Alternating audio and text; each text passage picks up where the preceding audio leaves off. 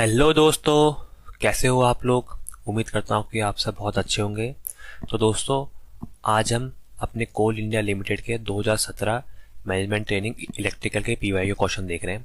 तो देखिए, पहला क्वेश्चन क्या दिया है कि match the Fourier series and Fourier transform with list two, जहाँ पर उनकी प्रॉपर्टीज दी है, and select the answer using the code below. तो यहाँ पर देखिए, फोरियर सीरीज दी है, कंटिन्यूस फोरियर ट्रांसफॉर्म दिया है और डिस्क्रीट फोरियर सीरीज दे रखी है। तो देखिए, इसके बारे में आपको यहाँ पर अगले पेज में एक्सप्लेन करता हूँ कि ये क्या होता है। देखिए, जो हमारी फोरियर सीरीज है, ये एक हमारा मैथमेटिकल टूल है आपको ये सॉल्व करने का सीरीज को। फोरियर हमारे एक साइंटिस्ट है, उन्होंने अपनी सीरीज बनाई है, ठीक है। तो इन्होंने एक फोरियर सीरीज दी और इन्होंने फोरियर ट्रांसफॉर्म दिया, ठीक है। पहला वाला फोरियर सीरीज लिख दिया, देन सेकंड फोरियर ट्रांसफॉर्म, ठीक है। तो ये यहाँ पर दो मेन होते हैं, ठीक है। तो आपको एक्सप्लेन करता हूँ कि फोरियर सीरीज हमारी कहाँ काम आती है। देखिए, जो हमारी फोरियर सीरीज होती है, ये हमेशा हमारी कंटिन्यूस और पीरियोडिक सिग्नल पर ही यूज होती है। कहाँ पर मेरे भाई? फोरियर सीरीज हमारी continuous and periodic signal. Periodic signal मतलब जो आपके एक पीरियड के बाद अपने आप को रिपीट करे, उनको हम बोलते हैं पीरियोडिक सिग्नल, ठीक है। तो पीरियोडिक के लिए तो हम लोग यहाँ पर आपका continuous series Fourier series use करते हैं, लेकिन आपका फोरियर ट्रांसफॉर्म हम कहाँ पर यूज करते हैं? जहाँ पर हमारे ए पीरियोडिक सिग्नल हो, ठीक है। तो यहाँ पर क्या आ जाएगा? ये आ जाएगा continuous and A periodic signal, मतलब जिनकी आपकी पीरियोडिसिटी ना हो वाले सिग्नल, ए पीरियोडिक सिग्नल, ठीक है। और देखिए, अगर हम कंटिन्यूस टाइम में यूज़ कर रहे हैं तो ये होता है आपका कंटिन्यूस टाइम फोरियर सीरीज। और अगर यही चीज़ अगर हम आपका डिस्क्रीट टाइम में सॉल्व करें, डिस्क्रीट मतलब आपका 0 1 इस टाइप के फॉर्म में डिस्क्रीट, ठीक है। डिस्क्रीट मतलब आपके टाइम के किसी एक वैल्यू पर ही उसकी वहाँ पर कोई ना कोई आउटपुट दे, कंटिन्यूसली आउटपुट ना दे। तो डिस्क्रीट टाइम के लिए अगर हम यहाँ पर देखें, डिस्क्रीट टाइम के लिए भी दो केस बनेंगे। एक कौन सा? डिस्क्रीट टाइम फोरियर सीरीज, ऐसा लिखता हूँ फोरियर सीरीज, और डिस्क्रीट टाइम फोरियर ट्रांसफॉर्म। तो देखिए, डिस्क्रीट टाइम जो फोरियर सीरीज है, ये कहाँ काम आएगी? ये वही आपके डिस्क्रीट टाइम के पीरियोडिक सिग्नल, क्योंकि सीरीज हमेशा काम आती है पीरियोडिक ना, ए पीरियोडिक क्यों लिख रहा हूँ मैं, ये आती है पीरियोडिक सिग्नल पर।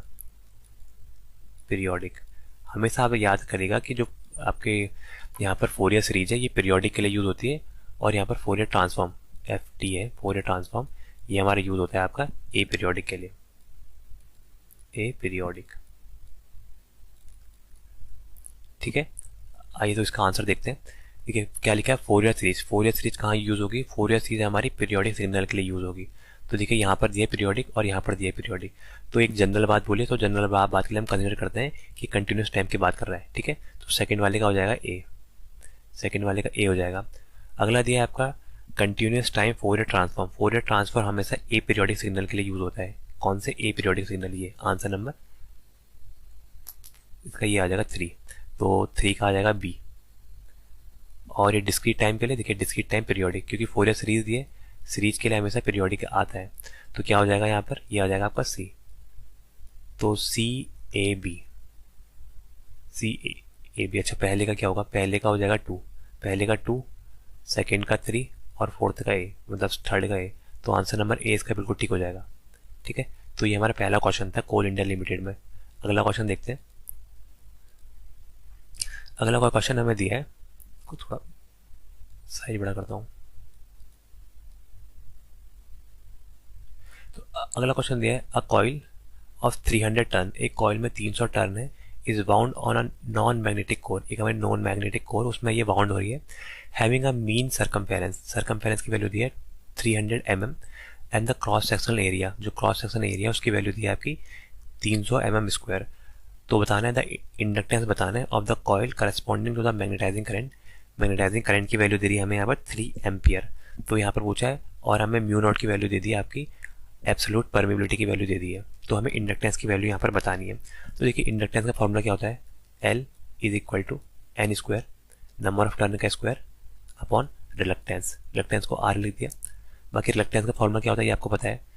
रिलक्टेंस होता है आपका लेंथ अपॉन म्यू इंटू ए, म्यू इंटू ए, ठीक है।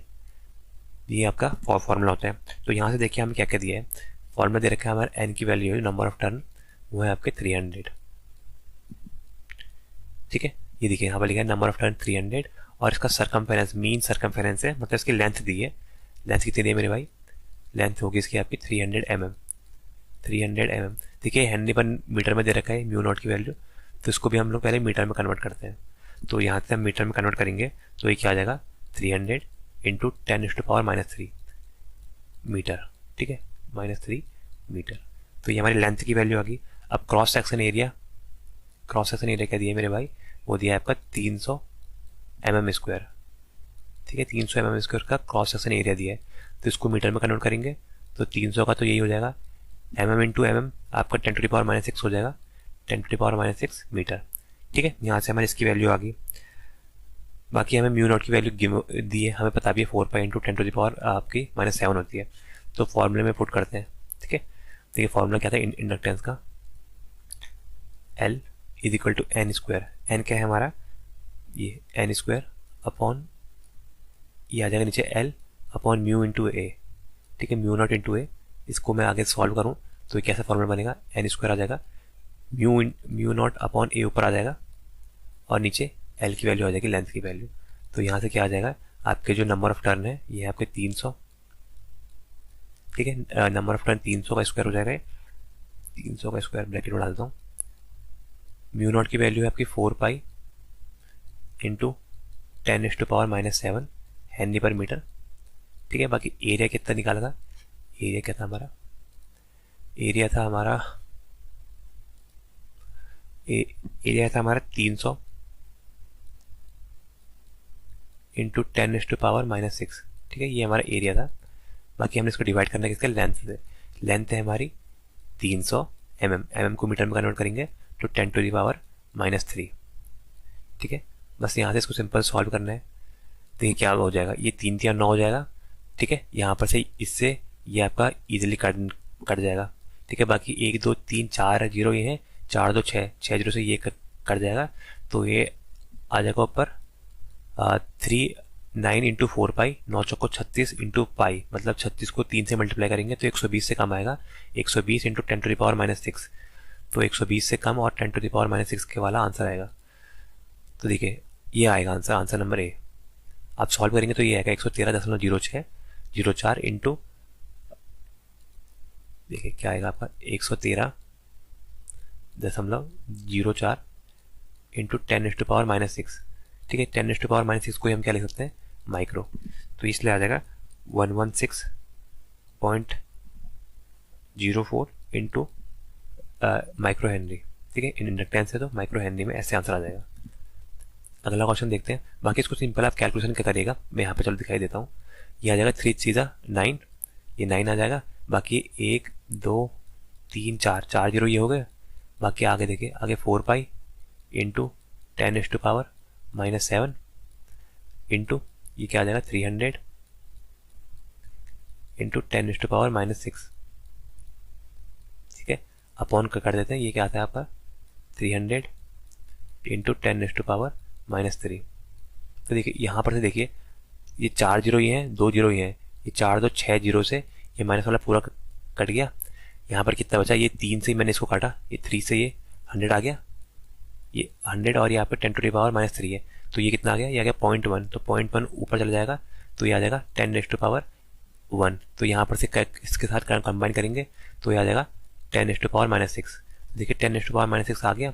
बाकी इतना कितना बचा, 9 चौको 36 पाई, तो ऐसे भी लिख सकते हैं आंसर 36 पाई इंटू 10⁻⁻6। बस सिंपल कैलकुलेशन है। 36 पाई को हम 3 से मल्टीप्लाई करेंगे तो 4 से 12, ठीक है, तो 120 से कम ही आएगा, वो आंसर एक ही था आपका यहाँ पर ये, ठीक है। ऐसे हमने इसको आंसर सॉल्व करा। अगला देखते हैं, the material use for permanent magnet should have. हम परमानेंट मैग्नेट बनाने के लिए जो मटेरियल यूज करते हैं उसमें क्या होना चाहिए ये पूछ रहा है। लो रिटेंटिविटी एंड लो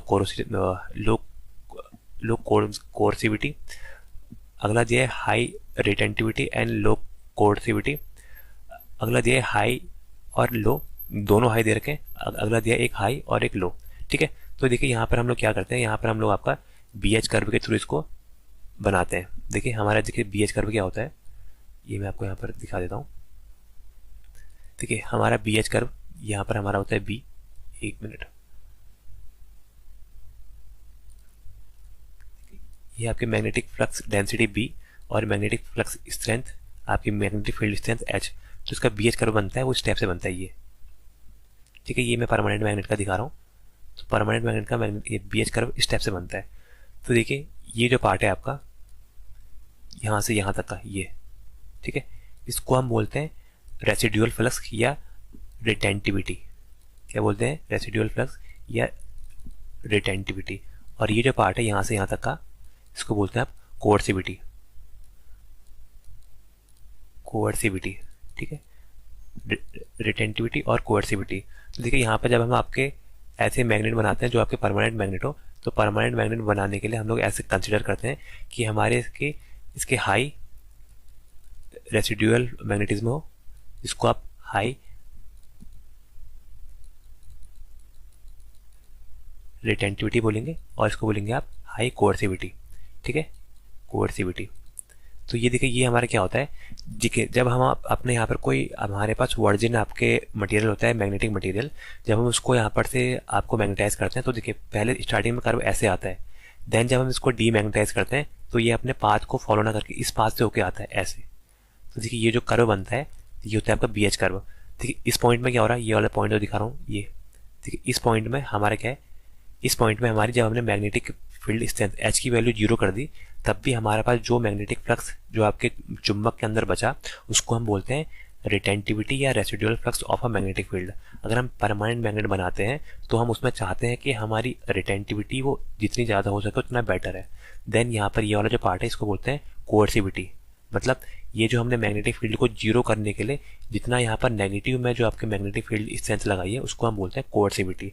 तो for making a permanent magnet the retentivity and coercivity both should be high। तो आंसर क्या हो जाएगा मेरे भाई? आंसर हो जाएगा आंसर नंबर सी, ठीक है। ये बाकी अगर सॉफ्ट मैग्नेट के लिए करते हैं तो इनकी दोनों की वैल्यू बहुत कम होती है, ठीक है। अगला क्वेश्चन देखते हैं।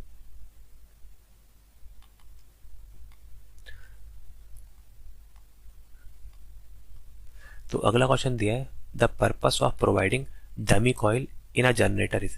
जनरेटर में जब हम डमी कॉइल को प्रोवाइड करते हैं उसका पर्पस क्या होता है ये यहाँ पर हमें बताना है। पहला दिया है टू इनहेंस फ्लक्स डेंसिटी, ये फ्लक्स डेंसिटी इनहेंस करती है।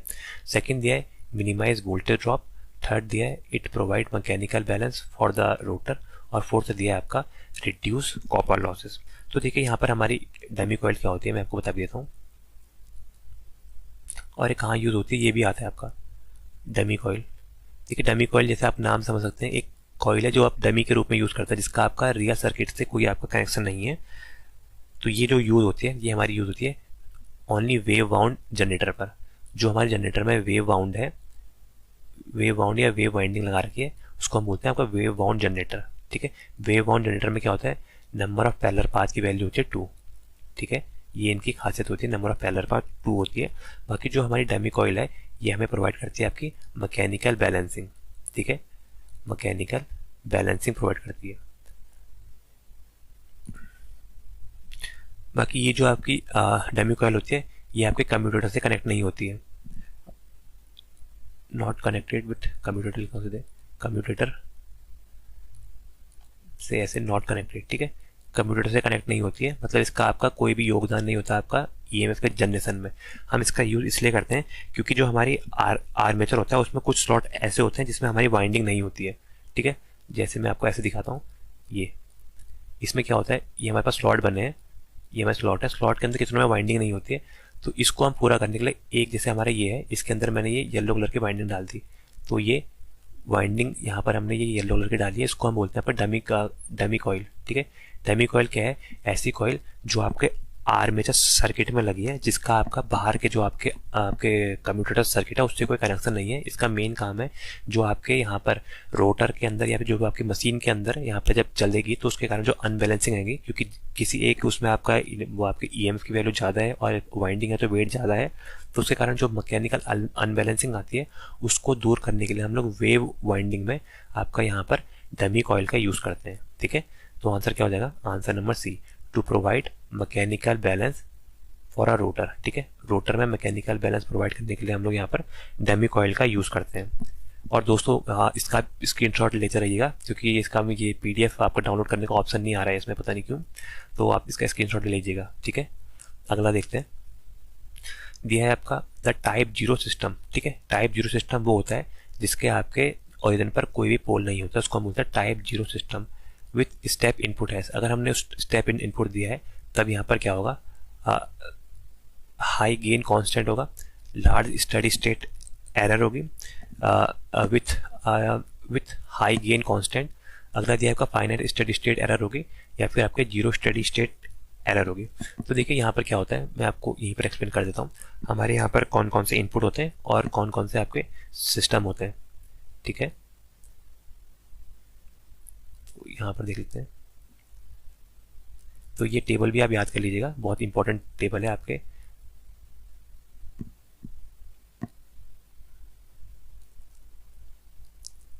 ठीक है, ये टेबल मैं बना देता हूँ। देखिए यहाँ पर क्या है, पहले मैं यहाँ पर लिखता हूँ इनपुट, हम कौन कौन सा इनपुट देते हैं।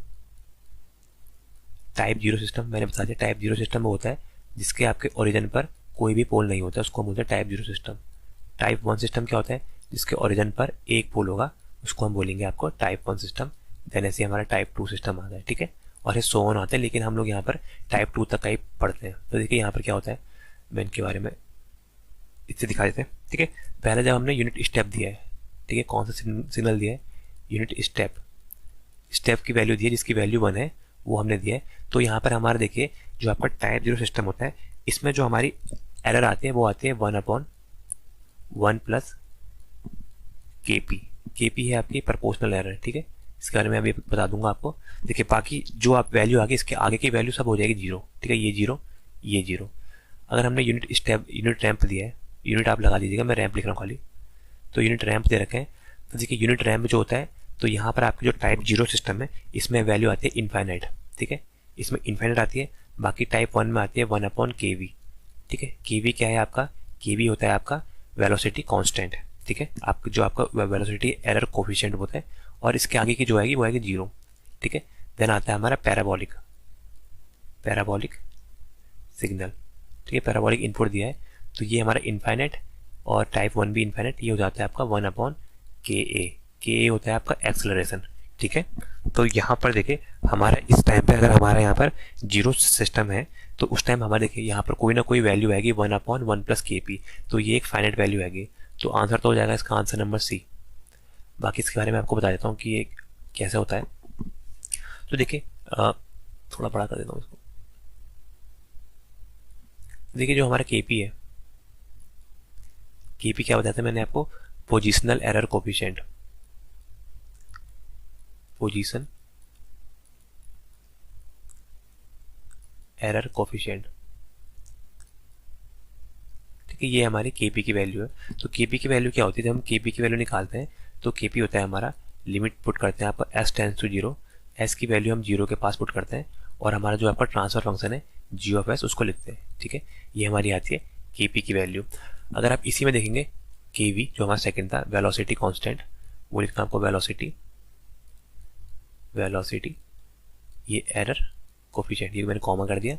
तो ये क्या हो जाएगा, KV की वैल्यू आती है, वो आती है आपकी लिमिट s टेंड्स टू 0, क्योंकि एक पोल इसका यहाँ पर ओरिजिन पे होता है तो यहाँ पर मल्टीप्लाई हो जाता है s इंटू g। ठीक है मेरे भाई, अगला क्या आएगा, अगला हमारा है आपका KA। KA क्या होता है, K होता है आपका acceleration error coefficient, acceleration error coefficient को लिखते हैं हम KA, जिसकी वैल्यू होती है आपकी limit s tends to 0 put करते हैं, और यहाँ पर s² होता है क्योंकि यहाँ पर टाइप 2 सिस्टम में आपके ओरिजिन पर दो पोल होते हैं GS। तो ठीक है, हम इससे यहाँ पर इजीली डिटरमाइन करते हैं इनकी वैल्यू। तो देखिए यहाँ पर अगर इसमें दिखा देता हूँ, यहाँ पर अगर हमारा टाइप 0 सिस्टम है और यूनिट आपका स्टेप इनपुट लगा है तो उस टाइम हमारी फाइनाइट एरर आएगी। बाकी यहाँ पर अगर टाइप 1 और टाइप 0 है तो उसके टाइम के लिए 0 आएगी, और अगर रैंप लगा है तो रैंप के लिए सिर्फ टाइप 1 में फाइनाइट आएगी, बाकी यहाँ पर टाइप 0 में इनफाइनाइट, और यहाँ पर टाइप 2 के लिए यहाँ पर 0 आएगी। देन पैराबोलिक लगा है तो टाइप 0 और टाइप 1 के लिए आपका इनफाइनाइट, और टाइप 2 के लिए 1/K, मतलब एक फाइनाइट वैल्यू आएगी। ठीक है, अगला देखते हैं। ठीक है, अगला क्वेश्चन दिया है, a buck regulator has input voltage of 12 volt. ठीक है, 12 वोल्ट की इनपुट वोल्टेज है and required output voltage 5 volt. तो हमें ड्यूटी साइकिल बतानी है रेगुलेटर की क्या होती है।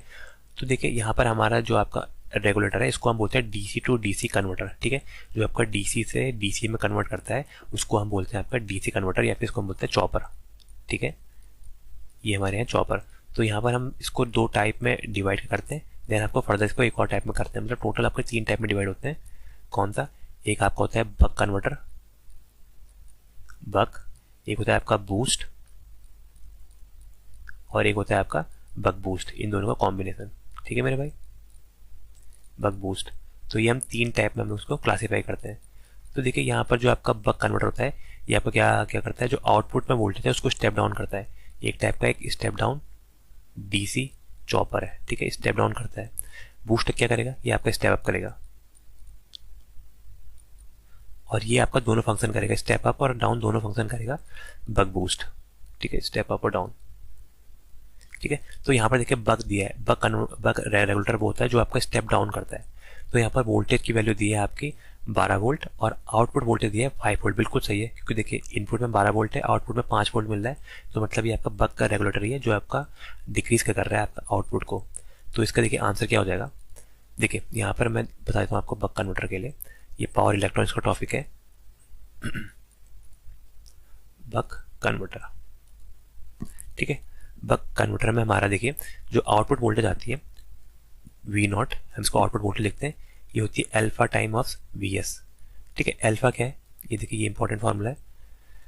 अल्फा को ही हम बोलते हैं, आप कितने जगह देखा होगा आपने डी लिखते हैं, तो मैं इसको तो अल्फा लिखता हूँ, तो ये होता है आपका ड्यूटी साइकिल। जो ड्यूटी साइकिल डी या अल्फा कुछ भी लिख सकते हैं। तो यहाँ से हमें अल्फा की वैल्यू पूछिए, तो अल्फा की वैल्यू क्या हो जाएगी? अल्फा की वैल्यू हो जाएगी V naught upon V S, ठीक है। वी नॉट क्या है? आपकी आउटपुट वोल्टेज, और ये आपके सप्लाई वोल्टेज या फिर इनपुट वोल्टेज, ठीक है। तो यहाँ पर देखिए क्या दिया था हमें, यहाँ पर देखिए आउटपुट वोल्टेज थी हमारी 15 वोल्ट और इनपुट थी आपकी 12 वोल्ट। तो आउटपुट आएगी आपकी 5 वोल्ट और इनपुट है 12 वोल्ट, 5/12। तो अल्फा की वैल्यू आ गई 5/12, तो ये आंसर आ जाएगा आपका 5/12।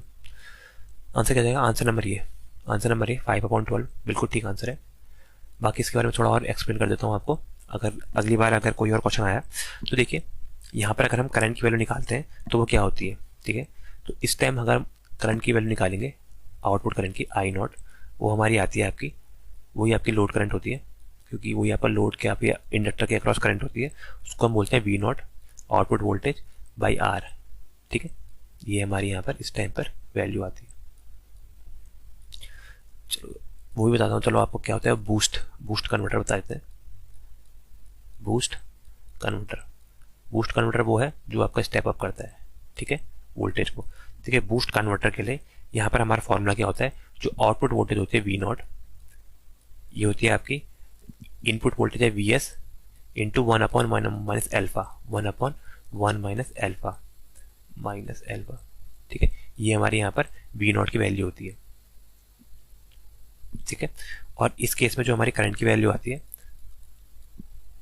लोड करंट, वो आता है आपका आई नॉट अपॉन 1 माइनस एल्फा, ठीक है, जिसकी वैल्यू होती है। इसके अलावा आपको बक बूस्ट भी लिख देता हूँ, बक बूस्ट कि बक बूस्ट कन्वर्टर मतलब जिसमें दोनों कन्वर्टर कंबाइन है। तो इसमें क्या होता है, इसमें जो आउटपुट वोल्टेज आती है वो आती है सप्लाई वोल्टेज इंटू, देखिए ऊपर बूस्ट जैसा ही है, बस यहाँ पर एल्फा का मल्टीप्लाई होता है, एल्फा अपॉन 1 माइनस एल्फा, क्योंकि इसमें नीचे 1 माइनस एल्फा है और इसका आपका एल्फा मल्टीप्लाई होता है, तो वी नॉट की वैल्यू यहाँ ये आती है आउटपुट वोल्टेज की, ठीक है। बाकी लोड करंट इसमें सेम होती है, आई नॉट 1 माइनस एल्फा, जो आपके ऊपर वाले केस में है आपका बूस्ट के केस में। तो ये भी आप याद कर लीजिएगा, ये 3 फॉर्मूले, ठीक है, ये और ये। अगला देखते हैं, यह है आपका the area under the load curve give, ठीक है। हमारे लोड कर्व के अंडर का एरिया क्या दिखाता है, क्या देता है, ये पूछ रहा है हमसे, ठीक है। जैसे ये मैंने दिखा दिया आपका लोड कर्व, ठीक है। तो यहाँ पर लोड कर्व क्या होता है, यहाँ पर हम लोग लोड लेते हैं, लोड इन मेगावाट या फिर कितने में, ये लोड लिखा दिया मैंने, लोड, और ये आपका टाइम के बीच में, टाइम आवर में या कैसे भी हम उसमें लेते हैं।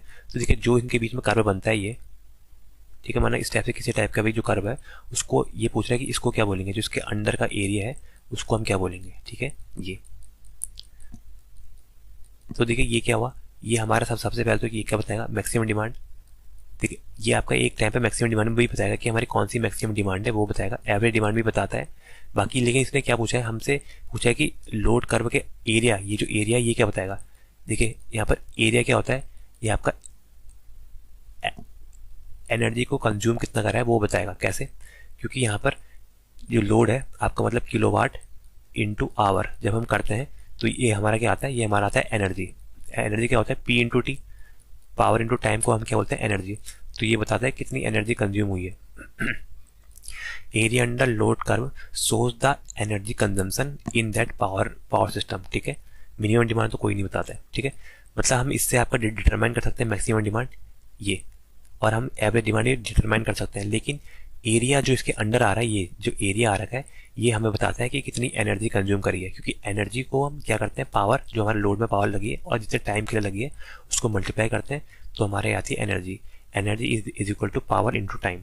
तो हमारा जो लोड कर्व के अंडर का एरिया है ये हमें यहाँ पर बताता है कि कितनी हमारी एनर्जी कंज्यूम हुई है। ठीक है, मतलब ये क्या बताएगा, आपके variation of demand over a specific time, मतलब हमारी डिमांड में कितना चेंज हुआ है एक स्पेसिफिक टाइम में, ये हमारा लोड कर्व बताता है। अगला देखते हैं, ये आपका which starting method is not use in squirrel cage induction motor. Squirrel cage induction motor में कौन सी स्टार्टिंग मेथड का यहाँ पर यूज नहीं होता है। पहला दिया आपका स्टार डेल्टा, सेकेंड दिया है resistance in stator circuit, third दिया है आपका ऑटो ट्रांसफार्मर स्टार्टिंग, फोर्थ दिया आपका रेजिस्टेंस इन रोटर सर्किट। तो देखिए यहाँ पर क्या है, स्क्वायरल केज इंडक्शन मोटर इस टाइप का एक गिलहरी का पिंजरा जैसा होता है, इसको हम बोलते हैं squirrel cage induction motor. Squirrel मतलब गिलहरी, केज मतलब उसका पिंजरा, उस टाइप में जो आपकी मोटर होती है उसको हम बोलते हैं आपका स्क्वायरल केज इंडक्शन मोटर। ठीक है, ये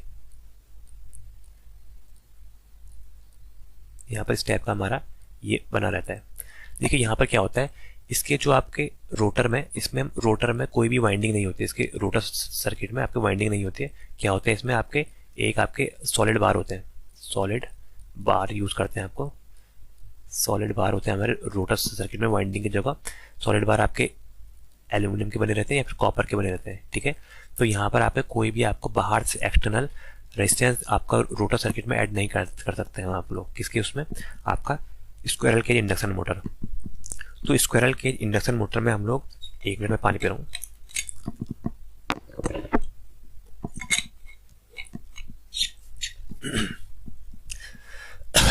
तो देखिए स्क्वायरल केज इंडक्शन मोटर जो है वो आपके यहाँ पर रोटर में आपके उसके शॉर्ट सर्किटेड होते हैं और उसमें आपके रोटर बार लगे रहते हैं। देखिए ये हमारे रोटर बार है, इसमें कोई भी बाइंडिंग प्लेस नहीं होती है।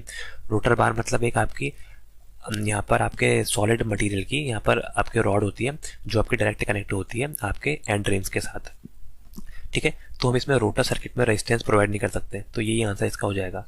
रोटर सर्किट में हम लोग प्रतिरोध कहाँ लगा देते हैं, हम लगाते हैं आपका स्लिप रिंग इंडक्शन मोटर, क्योंकि स्लिप रिंग इंडक्शन मोटर में हम लोग by use of slip rings यहाँ पर एक्सटर्नल रोटर में आपका रेजिस्टेंस लगा सकते हैं ताकि हमारे स्टार्टिंग टॉर्क इंक्रीज हो सके। ठीक है, तो यहाँ पर हमारा बस एक ये जो आपका रेजिस्टेंस ऑफ रोटर सर्किट है यही आपका इसमें आपका इंडक्शन मोटर में यूज नहीं होता स्टार्टिंग टेक्निक में। बाकी स्टार डेल्टा होता है, पहले हम स्टार में कनेक्ट करते हैं, देन डेल्टा में आपको वाइंडिंग को कनेक्ट कराते हैं। रेजिस्टेंस ऑफ स्टेटर, क्योंकि स्टेटर में तो वाइंडिंग है तो स्टेटर में हम लोग रेजिस्टेंस लगा सकते हैं। और ऑटो ट्रांसफार्मर भी हमारी एक स्टार्टिंग की मेथड है जहाँ पर आपका ऑटो ट्रांसफार्मर का यूज़ हम लोग हाई आपके पावर की मोटर यानी 25 हॉर्स पावर या इससे ऊपर की मोटर के लिए यूज़ करते हैं। बाकी जो आपके स्टार डेल्टा है उसको हम 20 हॉर्स पावर या 15 हॉर्स पावर तक का यूज़ करते हैं। ठीक है, बाकी डायरेक्ट ऑनलाइन स्टार्टिंग भी आती है, उसको हम 5 हॉर्स पावर यानी छोटी मोटर को स्टार्टिंग करने के लिए यूज़ करते हैं। अगला देखते हैं, जो आपका a light activated thyristor can be used as. Light activated thyristor क्या होता है आपका LASER। ठीक है, light activated silicon control rectifier, इसको ही हम बोलते हैं आपको लाइट एक्टिवेटेड थायरिस्टर। देखिए इसका आपने अगर सिंबल देखा होगा तो थायरिस्टर का सिंबल इस टाइप का होता है, एनोड होता है, कैथोड होता है और एक गेट टर्मिनल होता है ये। ठीक है, ये हमारा गेट टर्मिनल है। तो लाइट एक्टिवेटेड है तो क्या होगा, तब एक्टिवेट होगा जब इसके ऊपर लाइट गिरेगी, तो ये इसका सिंबल होता है। ठीक है, light activated silicon control rectifier, ये इसका फुल फॉर्म है। इसको ही हम लोग क्या बोलते हैं, एक और नाम होता है इसका फोटो SCR, क्योंकि यहाँ पर फोटोन्स जो आपके लाइट के फोटोन्स हैं वो इसमें गिरते हैं, देन ये आपका ऑपरेट होता है, तो इसको हम बोलते हैं आपका फोटो SCR। तो यहाँ पर क्या होता है, ये आपका एक ऑर्डिनरी SCR है जो आपका लाइट के थ्रू ट्रिगर हो रहा है। ठीक है, ये आपका लाइट रेज है, बाकी ये आपका सिर्फ ऑर्डिनरी आपका SCR है जो आपका लाइट रेज के थ्रू ट्रिगर होता है। तो यहाँ पर ये क्या होता है, इसका जो वर्किंग प्रिंसिपल होता है वो भी मैं आपको चलो बता देता हूँ, ये किस प्रिंसिपल में काम करता है, ठीक है। तो प्रिंसिपल ऑफ वर्किंग, प्रिंसिपल लिख देता हूँ।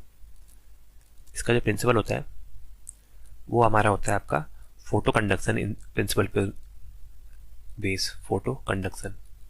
जब आपके फोटोन गिरेंगे तब आपका यहाँ पर आपका एक्टिवेट होगा, फोटो कंडक्शन के ऊपर काम करता है। इसका प्राइमरी फंक्शन है कि हमारा SCR को कंट्रोल करना, ठीक है। इसकी आपकी इलेक्ट्रिकल पावर और करंट को आपको इनके बीच में एक्टिंग करना। तो आपको ये कैसे करेगा, आपका प्राइमरी फंक्शन इसका आपका कंट्रोल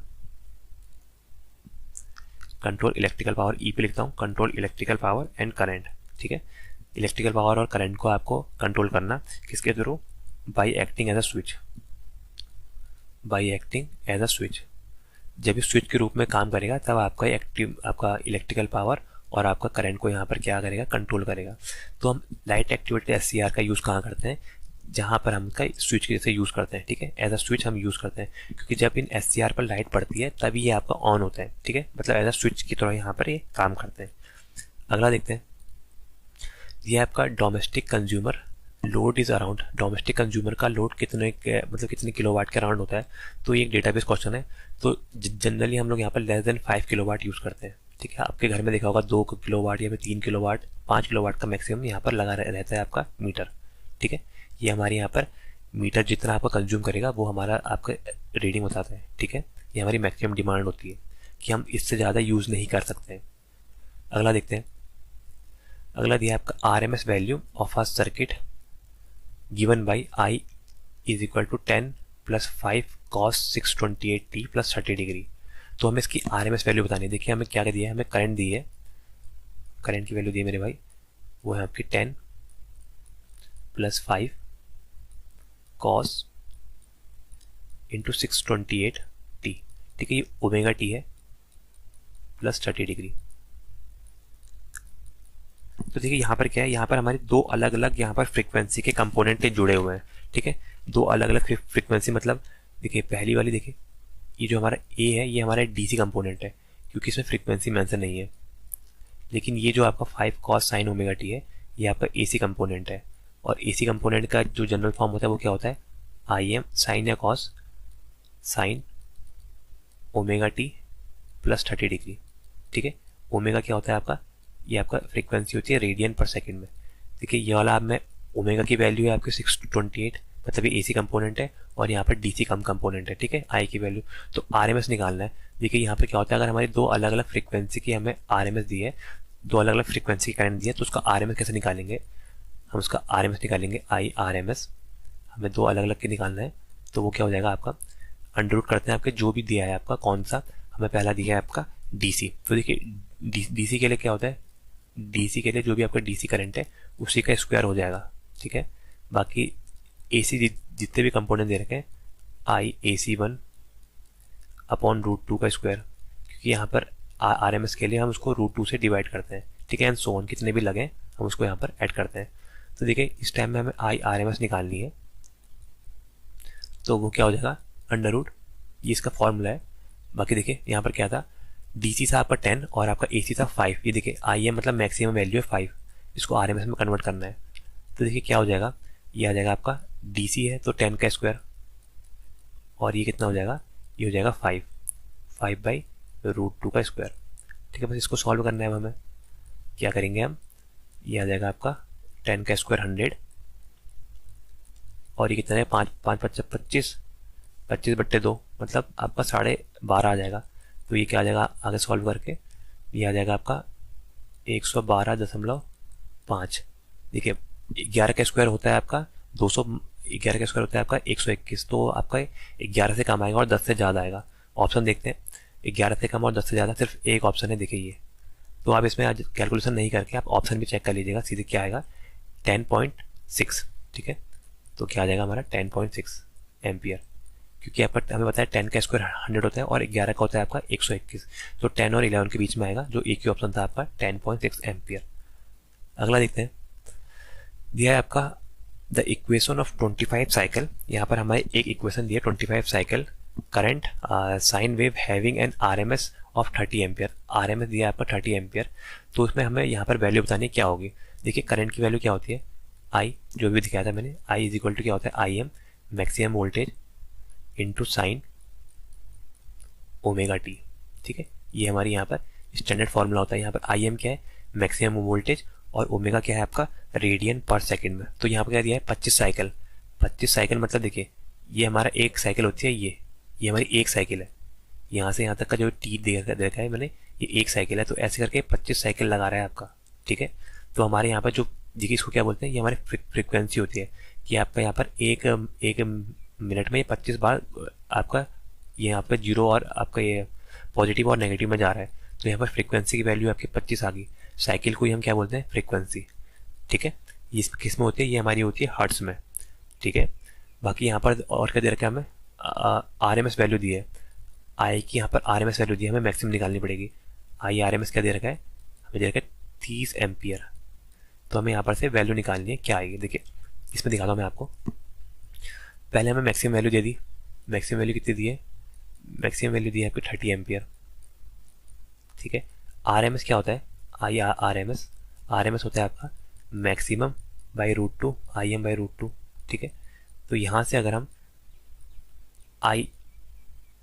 RMS निकालेंगे तो ये आपका इसको डिवाइडेड बाई √2 करेंगे। ठीक है, मतलब ये हमें यहाँ पर मैक्सिमम दिए, तो हमें यहाँ पर से RMS निकालनी है। तो इसके लिए हम लोग यहाँ पर इसको हम लोग यहाँ पर √2 से मल्टीप्लाई करेंगे। ठीक है, तो हमारे क्या आ जाएगा, RMS आ जाएगी। अच्छा ये मैंने उल्टा लिख दिया क्या, IM था ना, ये तो रबर का है ये। अच्छा ये भी नहीं है एक मिनट, ये होता है ना, मैक्सिमम होता ही थी, उल्टा लिख रहा हूँ मैं। देखिए यहाँ पर मैक्सिमम क्या होती है, मैक्सिमम होती है आपकी RMS बाई √2। तो हमें RMS निकालनी है। RMS के लिए क्या करेंगे, √2 में हम IM मैक्सिमम को मल्टीप्लाई करेंगे।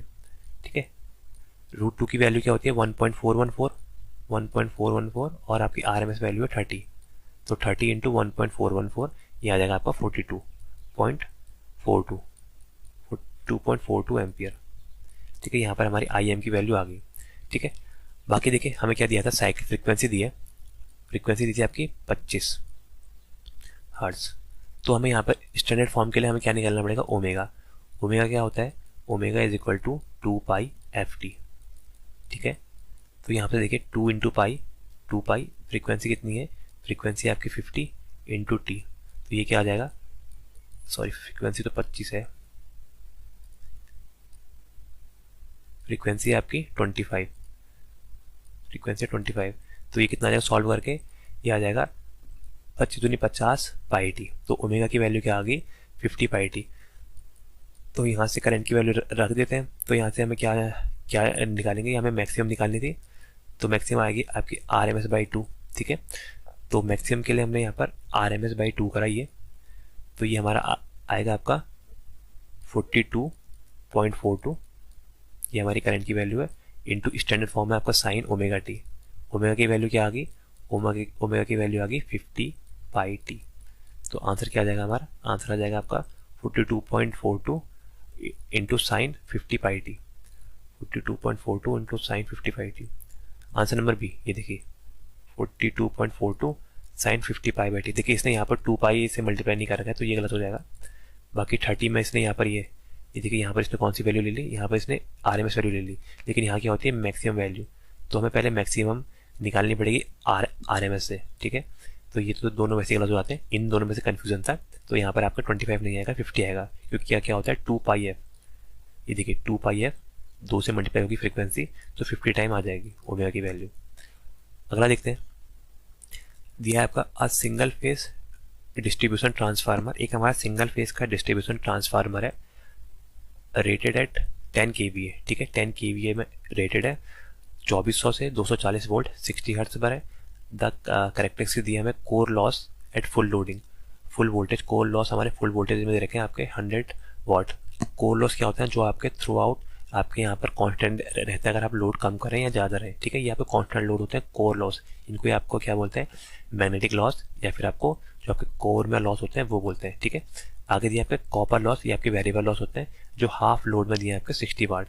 तो व्हाट इज द आपके efficiency of the transformer when it deliver a lagging load of 0.8। तो हमें ट्रांसफार्मर की इफिशियंसी बतानी है जब आपका ये लैगिंग लोड आपका दे कब 0.8 पावर फैक्टर पर। तो देखिए यहाँ पर हमें क्या क्या दिया है, मैं इसको एक बार एक्सप्लेन भी कर देता हूँ। जो हमारे यहाँ पर आयरन लॉस दे रखे हैं, या इसको आप कोर लॉस बोलते हैं, इसकी वैल्यू दी है आपकी 100 वाट। 100 वाट हमारे यहाँ पर आयरन लॉस देते हैं। देखिए कॉपर लॉस क्या है, कॉपर लॉस यहाँ पर हमें हाफ लोड पर दे रखे हैं, मतलब 1/2 लोड पर दे रखे हैं, हाफ लोड पर। ये कितने दिए, ये हमें दिए आपके 60 वाट, ठीक है 60 वाट। तो फुल लोड में क्या हो जाएंगे, copper loss at full load हो जाएंगे आपके 1/2, आपका मतलब क्या हो जाएगा 1/4, तो 4 से मल्टीप्लाई हो जाएगा, ये हो जाएगा आपका 240 वाट। तो हमारे फुल लोड में कॉपर लॉस आ गए 240 वाट। देखिए आगे पर मैं इसको सॉल्व करता हूँ। देखिए इफिशियंसी निकालने का फॉर्मूला क्या होता है, इफिशियंसी हमारी होती है आपकी कौन से लोड पर है, माना एक्स से मल्टीप्लाई करें कोई एक लोड पर है जिसमें आपकी इफिशियंसी मैक्सिमम हमारी, इनटू क्या होता है एस, जो आपके यहाँ पर आपके रेटिंग है आपके ट्रांसफार्मर की, इनटू cos फाई जिस पावर फैक्टर में निकालना है। ये क्या होता है आउटपुट अपॉन इनपुट। इफिशियंसी आती है output upon input, output upon output plus losses को लिख सकते हैं। लॉसेस कौन से हमारे, लॉसेस है आपके iron losses plus x square times of copper losses, या पीसीयू लिख देता हूँ कॉपर लॉसेस के लिए, और परसेंटेज में निकालने के लिए इनटू 100 कर सकते हैं। तो ये हमारा फॉर्मूला होता है। देखिए यहाँ से आप सिंपल से वैल्यू पुट कर देते हैं, क्या आ जाएगा यहाँ पर, क्योंकि यहाँ पर फुल लोड में बताना है तो 1 आ जाएगा। आपका कितने केवी का ट्रांसफार्मर था, इसे आपको 10 केवी है, ठीक है 10 केवी मतलब 10 इंटू 10⁻3, केवी मतलब 3, 10⁻3 इंटू किस पावर फैक्टर में निकालना था 0.8, ठीक है।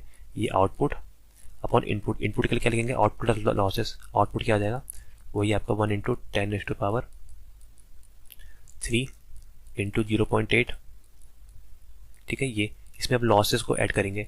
लॉसेस क्या है, आयरन लॉसेस, आयरन लॉस कितने हैं आपके 100 वाट, और कॉपर लॉस है आपके 240 वाट। हम फुल लोड पे निकालना है, आपके 100 वाट और आपके 240 वाट, ठीक है। तो ये कितना हो जाएगा, ये हो जाएगा 340, ठीक है। बस इसको आप कैलकुलेटर में डाल के हमने सॉल्व करना है इंटू 100। तो ये कितना आएगा हमारा, ये हमारा आ जाएगा आपका 95.92%, ठीक है। तो इफिशियंसी आ गया इसकी 92.92%, तो 95.92% आंसर नंबर डी। तो देखिए यहाँ पर क्या करना है, इफिशियंसी मैक्सिमम कब होती है, जब हमारे आयरन लॉसेस बराबर हो कॉपर लॉसेस के, ठीक है। When iron loss is equal to copper loss, तब हमारी इफिशियंसी मैक्सिमम आती है। तो यहाँ पर क्या पूछा था हमें 0.8 आपके 0.8 पावर फैक्टर लैगिंग में बताना था। तो हमने पहले यहाँ पर फुल लोड पर कॉपर लॉस निकाला, copper loss at full load हमारे 240 वाट आए, देन इस फॉर्मूले में रखा। ये हमारा फॉर्मूला है आपका इफिशियंसी का, output upon output plus losses, ठीक है। ये हमारा आउटपुट है, ये आउटपुट प्लस लॉसेस, ये हमारे लॉसेस है आपके कॉपर लॉस और आयरन लॉस को हमने, आयरन लॉस और कॉपर लॉस को हमने ऐड कर दिया। देन यहाँ पर से 100 से यहाँ पर मल्टीप्लाई करके परसेंटेज में आंसर निकाल दिया। तो ये आया हमारा 95.92%, ठीक है। अगला देखते हैं, ये है आपका इन मूविंग कॉइल इंस्ट्रूमेंट। देखिए मूविंग कॉइल इंस्ट्रूमेंट क्या होता है, जिसको हम PMMC बोलते हैं, permanent magnet moving coil instrument.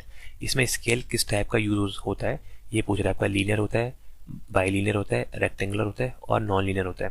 तो देखिए मैं इनके बारे में थोड़ा आपको बता भी देता हूँ, PMMC इंस्ट्रूमेंट के बारे में क्या होते हैं। देखिए परमानेंट मैग्नेट मूविंग कॉइल, इनको ही हम लोग आपको जनरल में मूविंग कॉइल इंस्ट्रूमेंट बोलते हैं। ये हमारे average power measurement, average measurement के काम आते हैं, एवरेज या फिर आपको DC मेजरमेंट के काम आते हैं। सिर्फ हम लोग से एवरेज या DC नाप सकते हैं, RMS नहीं नाप सकते हैं। इसके अलावा जो इसमें टॉर्क का फॉर्मूला होता है वो आप देखिए, torque is equal to BINA, magnetic flux density, current, number of turn और एम्पियर। तो यहाँ से देखिए हमारा टॉर्क डायरेक्टली प्रोपोर्शनल आता है किसके, आपके करंट के स्क्वायर। तो जब टॉर्क करंट के प्रोपोर्शनल आता है तो हम इसको ही बोलते हैं आपका लीनियर स्केल, ठीक है। तो ये हमारा कौन सा स्केल दिखाता है, ये हमें दिखाता है आपका लीनियर स्केल। तो PMMC इंस्ट्रूमेंट में हमारा लीनियर स्केल होता है और सिर्फ ये आपका DC सप्लाई पर ही वर्क करता है। ये भी आप याद कर लीजिएगा, work only on DC supply. तो कैसा आएगा लीनियर स्केल, ठीक है। अगला देखते हैं, दिया है आपका अब power MOSFET is, power MOSFET किस टाइप का डिवाइस है, control current control device, voltage control, both voltage control और करंट कंट्रोल, या नन ऑफ द ऑप्शन। तो देखिए हमारा पावर मॉसफेट क्या होता है, मॉसफेट हमारे एक फीड कैटेगरी के डिवाइस है। फीड क्या होता है, फील्ड इफेक्टिव ट्रांजिस्टर। मॉसफेट का फुल फॉर्म होता है आपका metal oxide semiconductor field effect transistor. ये आता भी है तो लिख देता हूँ, चलो metal oxide, metal oxide semiconductor ऐसे लिख दिया, semiconductor field effect transistor FET। ठीक है, तो ये हमारे क्या होते हैं, ये हमारा होता है आपका फील्ड इफेक्ट ट्रांजिस्टर जो भी होते हैं वो हमारे होते हैं वोल्टेज कंट्रोल डिवाइस। ठीक है, voltage control device, voltage control device. तो आंसर तो हो जाएगा इसका आंसर नंबर बी, ये एक वोल्टेज कंट्रोल डिवाइस है। उसके अलावा आपके BJT वगैरह जो होते हैं, जैसे बाईपोलर जंक्शन ट्रांजिस्टर, ये होते हैं आपके करंट कंट्रोल डिवाइस। देखिए फीड में जो आपका होता है, इसमें आपका वोल्टेज जो आपका इनपुट में हम जो देते हैं वो आपको गेट के थ्रू कंट्रोल होती है। इनपुट वोल्टेज जो हमारी कंट्रोल होती है वो गेट के थ्रू होती है, जो आपको यहाँ पर करंट के फ्लो को, आपको ड्रेन टू सोर्स को कंट्रोल करती है। ठीक है, मतलब वोल्टेज यहाँ पर कंट्रोल करती है, जो आपका वोल्टेज, जो आपका करंट फ्लो हो रही है यहाँ पे ड्रेन टू सोर्स। ठीक है, इसको हम बोलते हैं आपको वोल्टेज कंट्रोल डिवाइस। वोल्टेज से हम यहाँ पर कंट्रोल करते हैं आपका drain to source current, ID।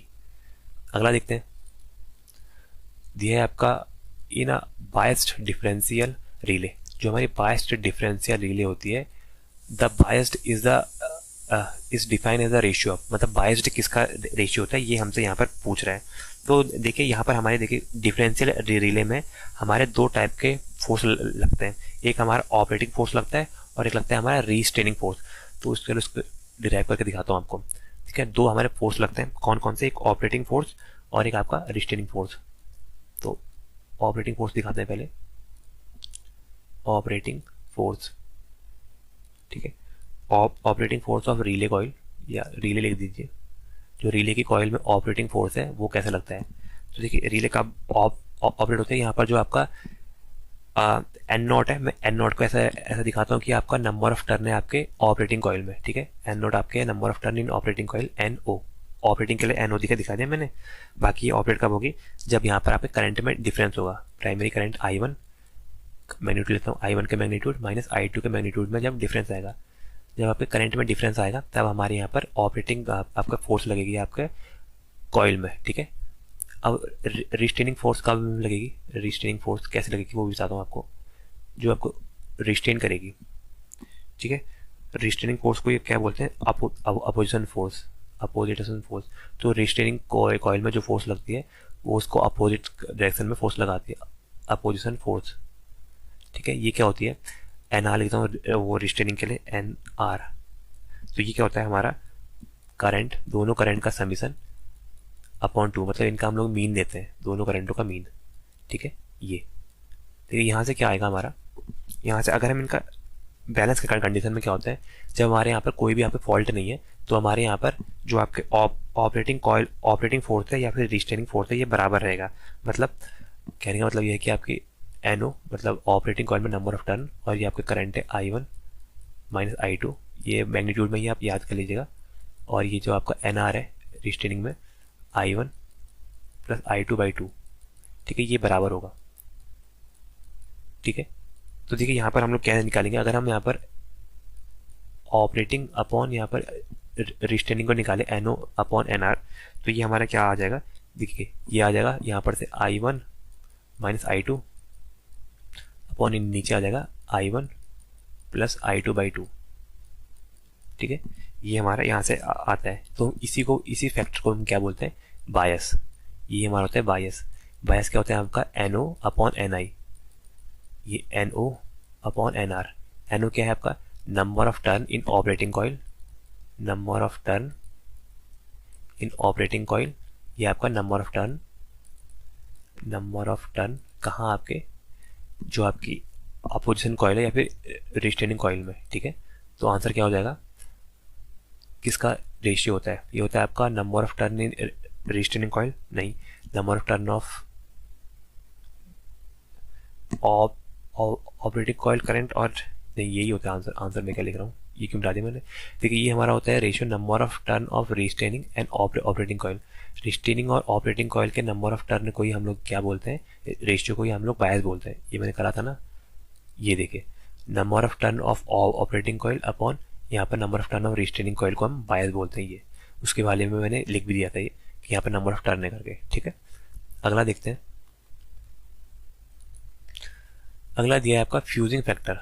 Of a fuse is define as the ratio of fusing factor. क्या होता है ये हमें यहाँ पर बताना है। देखिए फ्यूजिंग फैक्टर क्या होता है, जैसे हमारा कोई फ्यूज वायर है ये, ठीक है, ये हमारा फ्यूज वायर है। तो देखिए फ्यूज वायर में हमारी दो टाइप की यहाँ पर करंट फ्लो होती है, मतलब दो टाइप की यहाँ पर रेटिंग होती है। एक होती है आपकी रेटेड कैरिंग करंट, मतलब जो आपके रेटेड कैरिंग करंट को आई रेटेड लिखता हूँ, IRC रेटेड करंट। ये क्या होती है, ये आपकी मैक्सिमम करंट होती है, मैक्सिमम करंट होती है जो आपकी ईजिली यहाँ पर से आपके फ्यूज वायर के थ्रू पास हो जाए, जिसमें आपका फ्यूज वायर आपका मेल्ट ना हो, मतलब maximum rating current which can easily pass through the fuse wire that does not melt the fuse, ठीक है। और आपकी अगली होती है, जैसे हमारा फ्यूज है, ये हमारा जो आपको मेल्ट कर दे, ठीक है, ये हमारे फ्यूज को मेल्ट कर दे, उसको हम बोलते हैं आपका फ्यूजिंग करंट, IFC।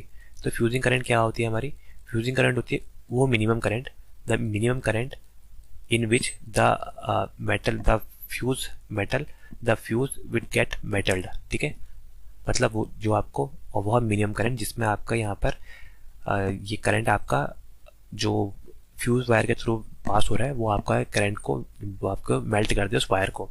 तो ये हमारा फ्यूजिंग फैक्टर जो होता है FF, it is a ratio of minimum fusing current,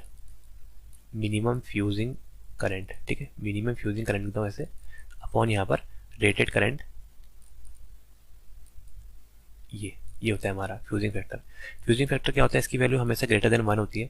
fusing factor क्या होता है, ये हमारा मिनिमम आपका फ्यूजिंग करंट, मतलब वो मिनिमम करंट जिसमें आपका फ्यूज मेल्ट हो जाए वो, अपॉन वो रेटेड करंट जो आपके ईजिली आपके यहाँ पर से जो आपके फ्यूज से पार हो जाए, उसको हम बोलते हैं आपको रेटेड करंट।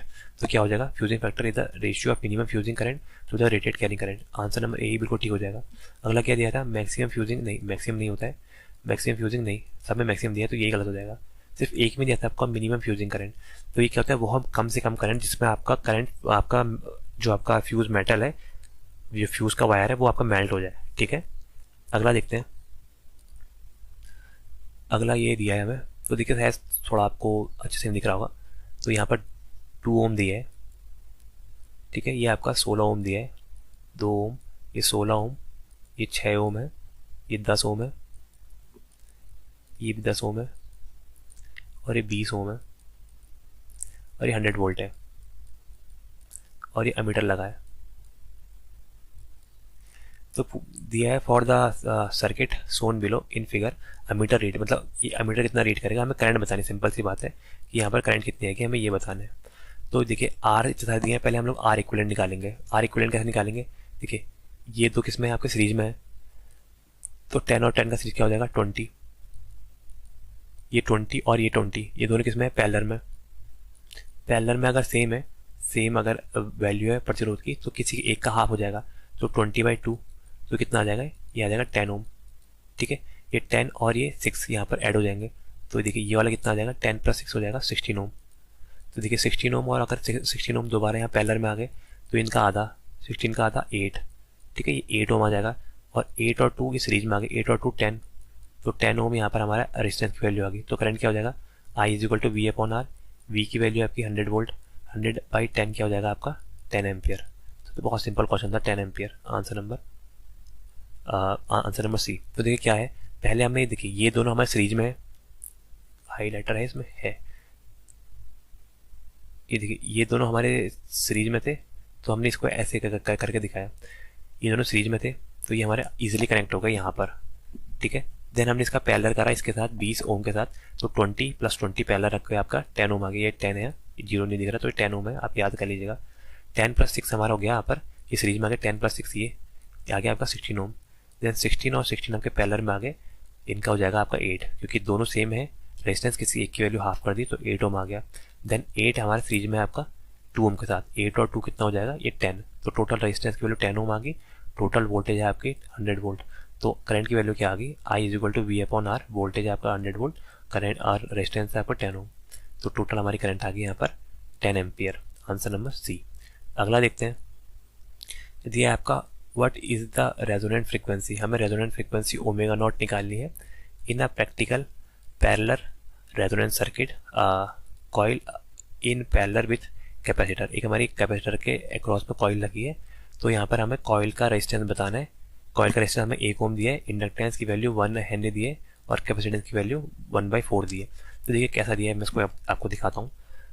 कॉइल दिए, कॉइल में R की वैल्यू है और L की वैल्यू है, रेजिस्टेंस और इंडक्टेंस है ऐसा, ठीक है। ये हमारी पूरी कॉइल है, ये है आपका आर और ये है एल। देन इसके पैरेलल में एक हमने कैपेसिटर कनेक्ट कर रखा है, बट ये ऐसे, ये कैपेसिटर है, इसकी वैल्यू हमें दी है 1/4, ठीक है। ये हमारा आर और सी है, ये आपका पूरा मिला कॉइल है।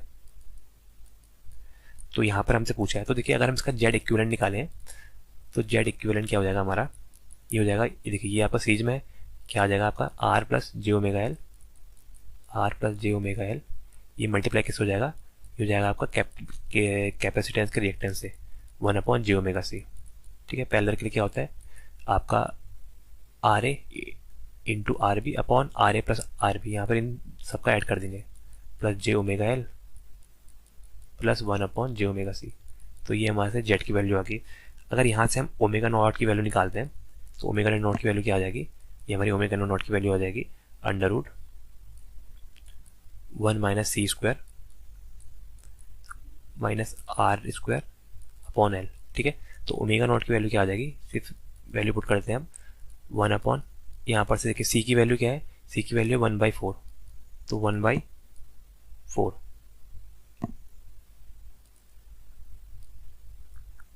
तो सी की वैल्यू आ गई यहाँ पर 1/4।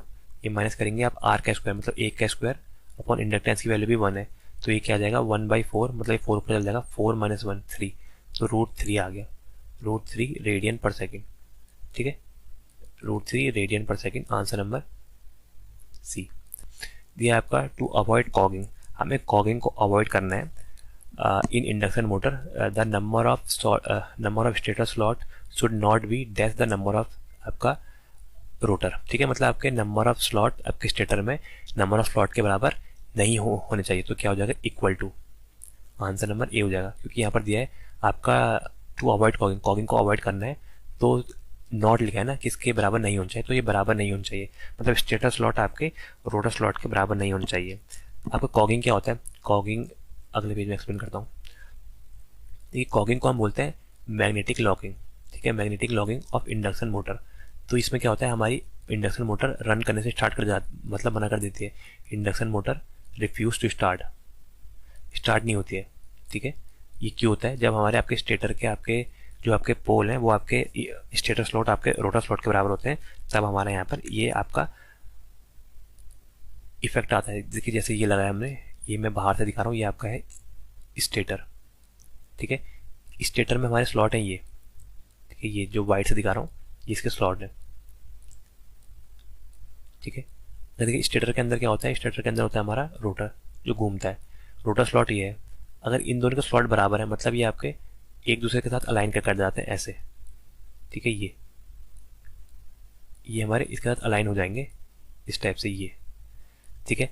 तो क्या होता है, जब हमारे यहाँ पर आपके रोटर के स्लॉट और आपके जो आपके कंडक्टर के जो आपके स्टेटर के स्लॉट हैं, अगर ये बराबर अगर इक्वल हो जाते हैं तो क्या होता है, हमारा जो आपका रिलक्टेंस है, रिलक्टेंस वो आपका यहाँ पर रिड्यूस हो जाता है। रिलक्टेंस अगर रिड्यूस होता है तो इसके इनके बीच में जो हमारा यहाँ पर टॉर्क जो जनरेट होता है उसकी वैल्यू भी यहाँ पर 0 हो जाती है, जिसके कारण ये आपका स्टार्टिंग टॉर्क प्रोवाइड नहीं कर पाता। इसको हम एलिमिनेट करने के लिए क्या करते हैं, हम लोग जो रोटर होता है, रोटर के बार को हम सीधा ना लगा के कुछ तिरछा लगाते हैं, जिसको हम बोलते हैं स्क्यूड बार, जैसे ऐसे, ठीक है। ये हम लोग इसके छड़ को ऐसे लगाते हैं टेढ़ा, ताकि ये आपका आपके स्टेटर के जो आपके बार है उसके साथ पर ये लॉकिंग प्रोवाइड न करे। ये देखिए हम इस टाइप से बनाते हैं ताकि यहाँ पर मैग्नेटिक लॉकिंग को अवॉइड हो सके, ठीक है। तो हम स्टेटर में जो आपको यहाँ पर स्लॉट बनाते हैं वो आपको पहले तो क्या करेंगे, आप नंबर ऑफ स्लॉट जो इसके हैं आपके, number of slot in rotor does not equal to number of slot in stator, हम पहला काम ये करते हैं। और साथ ही साथ क्या करते हैं, हम लोग यहाँ पर इसको थोड़ा तिरछा बनाते हैं, ठीक है। जो आपके रोटर के स्लॉट हैं ये कुछ तिरछे होते हैं ताकि इनके बीच में मैग्नेटिक लॉकिंग ना हो सके। अगला देखते हैं, अगला क्वेश्चन दिया है आपका, which of the following device is commonly used for lightning arrest, lightning protection के लिए हम लोग कौन सा यूज करते हैं डिवाइस, आपका जेडनो वेरिस्टर, आपका ओवर वोल्टेज रिले, आइसोलेटर या सर्किट ब्रेकर।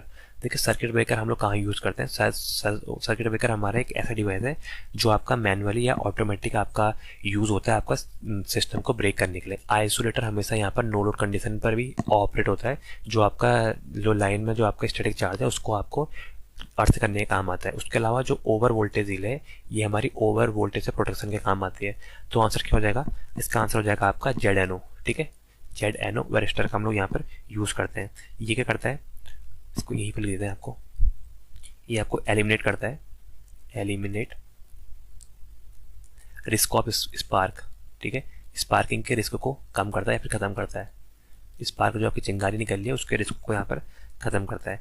बाकी यहाँ पर इसमें यहाँ पर जो आपका ये होता है, ये आपका नॉर्मल कंडीशन में जो इसमें लीकेज करंट की वैल्यू है, नॉर्मल कंडीशन में लीकेज करंट की वैल्यू बहुत कम होती है किसी भी आपके अदर टाइप के जो आपके डाइवर्टर है उसके हिसाब से। ठीक है, यहाँ पर जो बहुत सारे डाइवर्टर होते हैं उसमें जो जिंक ZNO वाला आपका वेरिस्टर है, इसमें जो लीकेज करंट की वैल्यू होती है वो बहुत कम होती है और ये आपका हाईली स्टेबल होता है आपका सर्ज के टाइम में। ठीक है, हाईली स्टेबल ड्यूरिंग सर्ज। ठीक है, सर्ज वगैरह के टाइम में ये बहुत स्टेबल तरीके से हमारा काम करता है। अगला देखते हैं, दिया आपका which of the following instrument is not affected by hysteresis and eddy current error. Hysteresis और एडी करंट एरर से कौन सा इंस्ट्रूमेंट को अफेक्ट नहीं होता है। पहला दिया है मूविंग आयरन, सेकेंड दिया इलेक्ट्रोस्टैटिक, थर्ड दिया है आपका डायनोमोमीटर टाइप मूविंग कॉइल, फोर्थ दिया आपका परमानेंट मैग्नेट मूविंग कॉइल। देखिए हिस्टेरेसिस एरर और एडी करंट एरर ये हमारे मूविंग आयरन में भी होती है, मूविंग कॉइल में भी होती है, और मूविंग कॉइल का एक टाइप है आपका डायनोमोमीटर टाइप मूविंग कॉइल। तो आंसर क्या हो जाएगा, इलेक्ट्रोस्टैटिक डिवाइस। देखिए इलेक्ट्रोस्टैटिक क्या होते हैं, ये सिर्फ हमारे एक ही साइज के इंस्ट्रूमेंट बन सकते हैं, वो होता है आपका इलेक्ट्रोस्टैटिक वाट मीटर ESV। ठीक है, ये हमारे यहाँ पर इलेक्ट्रोस्टैटिक वोल्ट मीटर ही बन सकते हैं। तो यहाँ पर जो डिफ्लेक्टिंग टॉर्क का फॉर्मूला होता है वो होता है हमारा 1/2 V स्क्वायर वोल्टेज का स्क्वायर DC/dt। ठीक है, capacitance with respect to change of angle, ये हमारा इसका फॉर्मूला होता है। तो यहाँ से देखिए ये हमारा TT जो है वो डायरेक्टली प्रोपोर्शनल टू वोल्टेज के स्क्वायर में आता है, इसलिए हम लोग यहाँ पर सिर्फ वोल्टेज का निर्माण कर वोल्टेज ही बना सकते हैं। और इस टाइप के इंस्ट्रूमेंट में आपकी किसी भी टाइप की एडी करंट लॉसेज या फिर हिस्टेरेसिस लॉसेज नहीं होते हैं। ठीक है, क्योंकि यहाँ पर क्या होता है, हमारा फ्लक्स कांस्टेंट होता है, हमारा फ्लक्स यहाँ पर कांस्टेंट होता है। तो यहाँ पर नो एडी करंट PE और हिस्टेरेसिस लॉसेज। ठीक है, एडी करंट लॉसेज और हिस्टेरेसिस लॉसेज यहाँ नहीं होते हैं। बाकी हमारे जो आपके बाकी जो डिवाइस हैं इनमें यहाँ पर हमारे ये होते हैं, जैसे आपका मूविंग आयरन हो गया, मूविंग कॉइल, इन दोनों में यहाँ पर हमारे एडी करंट लॉसेज होते हैं। ठीक है, एडी करंट लॉसेज और आयरन लॉसेज, मतलब एडी करंट लॉसेज और हिस्टेरेसिस लॉसेज, जिसको आप आयरन लॉसेज बोलते हैं, वो यहाँ पर होते हैं। अगला देखते हैं, दिया है Schottky diode is. Schottky diode किस टाइप का डायोड है, बोथ मेजॉरिटी और minority carrier device, majority carrier device, minority carrier device या फास्ट रिकवरी डायोड। देखिए शॉर्टकी डायोड क्या होता है, शॉर्टकी डायोड जो होता है ये हमारे एक मेजॉरिटी कैरियर डिवाइस है। कैसे, मैं आपको दिखाता हूँ इसमें। ये देखिए ये हमारा शॉर्टकी डायोड हम बनाते हैं कुछ इस टाइप से।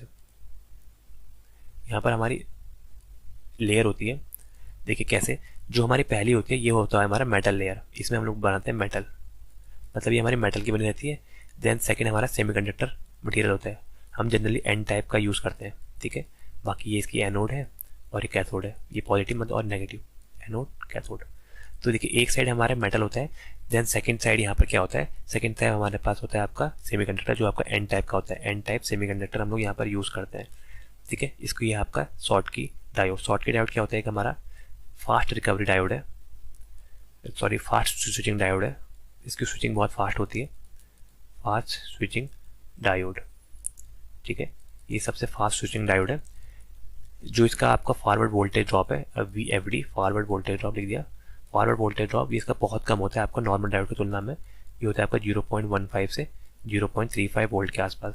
जो नॉर्मल का होता है वो होता है आपका 0.7 से लेकर 0.15 तक का हमारा इसका होता है। तो ये क्या करता है, जब हमारा पे लोअर वोल्टेज ड्रॉप है, due to lower voltage drop हमारी जो स्विचिंग स्पीड है, स्विचिंग स्पीड वो बहुत हाई होती है, और साथ ही साथ इसका जो इफिशियंसी है वो बहुत हाई होती है, मतलब बेटर इफिशियंसी प्रोवाइड करता है। तो ये किस टाइप का होता है, ये हमारा होता है यूनिडायरेक्शनल स्विच, यूनिडायरेक्शनल डिवाइस होता है, सिर्फ एक ही डायरेक्शन में आपकी करंट फ्लो कराएगा। ठीक है, उसको हम बोलते हैं यूनिडायरेक्शनल डिवाइस, और ये कराता है current flow due to majority charge carrier. ठीक है, मेजॉरिटी चार्ज कैरियर। तो ये किस टाइप का डिवाइस हो गया, वो ये आपका मेजॉरिटी चार्ज कैरियर डिवाइस। देखिए क्या होता है, हमारे जो यहाँ पर इलेक्ट्रॉन्स है, इलेक्ट्रॉन्स में आपके फ्री इलेक्ट्रॉन्स बहुत होते हैं। ठीक है, और यहाँ पर सेमीकंडक्टर N टाइप के, उसमें भी आपके फ्री इलेक्ट्रॉन्स होते हैं N। तो जब यहाँ पर एनोड टू कैथोड, जब हम यहाँ पर से ऐसे करके वोल्टेज लगाते हैं तो यहाँ से हमारा ये इलेक्ट्रॉन यहाँ से मेटल से मूव करके यहाँ पर इधर की ओर को जाते हैं, यहाँ पर एन साइड की ओर को, ठीक है। तो सिर्फ एक ही डायरेक्शन में इसका करंट फ्लो होता है due to majority charge carrier, क्योंकि यहाँ पर सिर्फ इलेक्ट्रॉन एज अ मेजॉरिटी होते हैं, यहाँ पर होल्स आपके बहुत कम होते हैं, ठीक है। और आपका मेटल है, क्योंकि मेटल में हम लोग जनरली आपका सोना, चांदी या फिर आपका प्लेटिनम का यूज़ करते हैं, ठीक है, जिसकी आपके जिसमें आपके फ्री इलेक्ट्रॉन की वैल्यू बहुत हाई होती है, हम उनका यूज़ करते हैं यहाँ पर, ठीक है। तो हमारे शॉर्टकी डायोड जो होता है आपका फास्ट रिकवरी डायोड है। अगला देखते हैं, दिया है आपका multimeter can not be use to measure. देखिए मल्टीमीटर को क्या बोलते हैं हम लोग, मल्टीमीटर हमारा सबसे इंपॉर्टेंट आपका मीटर है यहाँ पर मेजरिंग करने के लिए, ये हम उसको एवीओ मीटर भी बोलते हैं। क्या बोलते हैं? एवीओ मीटर। जिससे याद कर लीजिएगा, ए मतलब एम्पियर, मतलब करंट नापने के काम आएगा, वी मतलब वोल्टेज, ये आपका वोल्टेज नापने के काम आएगा, और ओम मतलब ये आपका रेजिस्टेंस नापने के काम आएगा। तो मल्टीमीटर से हम लोग आपका अमीटर वोल्ट करंट, वोल्टेज और रेजिस्टेंस नाप सकते हैं। यहाँ जो करंट नापते हैं वो हम मिली एम्पियर में नापते हैं, ठीक है, बहुत छोटा करंट नापते हैं हम यहाँ पर। तो आई, वी और आर वोल्टेज नाप सकते हैं, बिल्कुल सही है। रेजिस्टेंस नाप सकते हैं, फ्रीक्वेंसी नहीं नापते। फ्रीक्वेंसी नापने के लिए हमारे पास ऑसिलोस्कोप होता है, CRO। करंट बिल्कुल ठीक है। तो अगला देखते हैं, ये है आपका second order servo motor. Second order का सर्वो मोटर है, has a unity feedback and open loop transfer function. Unity feedback मतलब आपका HS की वैल्यू 1 है, और आपका ट्रांसफर फंक्शन दिया है आपका GH is equal to 500/S+15। तो देखिए आपका फर्स्ट ऑर्डर का है, क्योंकि यहाँ पर एक पोल है आपका ओरिजिन पर, तो हमें यहाँ पर सेटलिंग टाइम बताना है। तो देखिए GS की वैल्यू क्या दी है, अगर शायद उस ऊपर आपको नहीं दिख रहा होगा, तो GS की वैल्यू दी है आपको 500/S, एक पोल ओरिजिन पर है ये, अपॉन S+15, ठीक है, ये हमारी इसकी वैल्यू है। जो फीडबैक पाथ है HS, उसकी वैल्यू 1 है, ठीक है, ये इसने बोलिए यूनिटी फीडबैक है, तो HS की वैल्यू 1 है। तो यहाँ पर हमें सेकंड ऑर्डर का सिस्टम सेटलिंग टाइम TS बताना है। सिंपल फॉर्मूला बेस है, TS की वैल्यू क्या होती है सेकंड ऑर्डर के लिए, वो होती है आपकी 4/ζ ओमेगा n। ये हमारी वैल्यू होती है आपकी सेटलिंग टाइम TS की, ठीक है। तो देखिए मैं इसको सॉल्व करता हूँ। देखिए यहाँ पर क्या है, जो हमारा अगर स्टैंडर्ड सेकंड ऑर्डर सिस्टम देखें, स्टैंडर्ड सेकंड ऑर्डर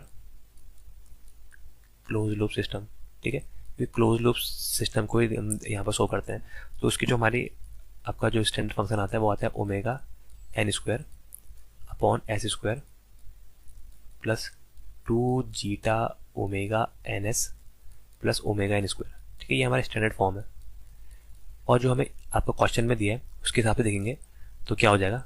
देखिए ये हमें क्वेश्चन में दिया है, तो यहाँ पर से देखिए ये हमें GS की वैल्यू है, ये HS की वैल्यू है, तो 1+GH/HS करके हम इसको निकालते हैं, तो हमारी वैल्यू क्या आ जाएगी जो एक क्वेश्चन में दिया है। तो हमारी GH/HS की वैल्यू आ जाएगी GS/HS। क्लोज लूप सिस्टम में जब हम निकालेंगे तो ये हमारा आ जाएगा 500। देखिए बाकी सब सेम रहेगा, नीचे बस 500 का मल्टीप्लाई हो जाएगा, ऐड हो जाएगा, मतलब S² प्लस कितना था आपका S² प्लस 15S आ जाएगा प्लस 500। बस ये देखिए ये प्लस 500 यहाँ पर ऐड हो गया, क्योंकि क्या होता है यहाँ पर आपका ओपन लूप ट्रांसफर फंक्शन, बाकी यहाँ पर open loop transfer function plus जो हमारा गेन आता है ऊपर, गेन K को मल्टीप्लाई करते हैं अगर क्लोज लूप में कन्वर्ट कर रहे हैं, ठीक है। तो यहाँ पर ये वैल्यू आ गई। तो बाई कंपेयरिंग करेंगे हम इसको, कंपेयर करके देखेंगे हम, बाई कंपेयरिंग देखेंगे। तो यहाँ पर देखिए 2ωζn की वैल्यू कितने के बराबर है, 15 के बराबर।